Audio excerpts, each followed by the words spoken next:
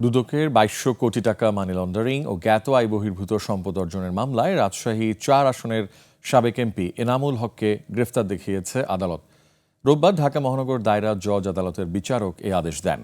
এনামুল হক ২০০৮, ১৪ ও ১৮-তে সংসদ সদস্য হওয়ার পর নানা বিতর্কিত কর্মকাণ্ড ও দুর্নীতিতে জড়িয়ে পড়ার অভিযোগ রয়েছে। আরিফুল ইসলামের রিপোর্ট জানাচ্ছেন খোরশেদ আলী।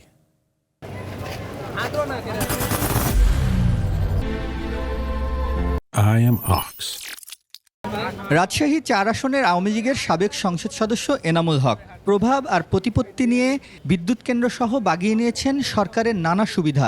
৩ বারের সংসদ সদস্য থাকা অবস্থাতেই তার ও তার পরিবারের সদস্যদের বিরুদ্ধে উঠে দুর্নীতির নানা অভিযোগ। দুদকের করা একটি মামলায় ১৮,৮,২৮,০৯২ টাকা অবৈধ সম্পদ অর্জনের অভিযোগ আনা হয় এনামুলের বিরুদ্ধে। এছাড়াও ২২টি ব্যাংক অ্যাকাউন্টে ২,২৩৯ কোটি ১৫,৮৬,৬০২ টাকা সন্দেহজনক লেনদেন করার অভিযোগ আনা হয়েছে।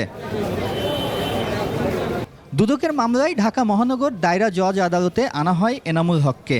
মামলার তদন্তকারী কর্মকর্তা আসামিকে গ্রেপ্তার দেখিয়ে কারাগারে পাঠানোর আবেদন করেন। এ সময় বিচারক মোহাম্মদ জাকির হোসেন গালিবের আদালত জেল হাজতে পাঠানোর আদেশ দেন। দুদকের করা আরেক মামলায় আসামি এনামুল হকের স্ত্রী তহুরা হক, তার বিরুদ্ধে ৭,৯৫,৭,৮২৭ টাকা অবৈধ সম্পদ অর্জনের অভিযোগ আনা হয়েছে এবং 2টি ব্যাংক হিসাবে ৩,৪০,১৬,০০০ টাকার অস্বাভাবিক লেনদেনের অভিযোগ রয়েছে। খোরশেদ আলী, ২১ টেলিভিশন, ঢাকা।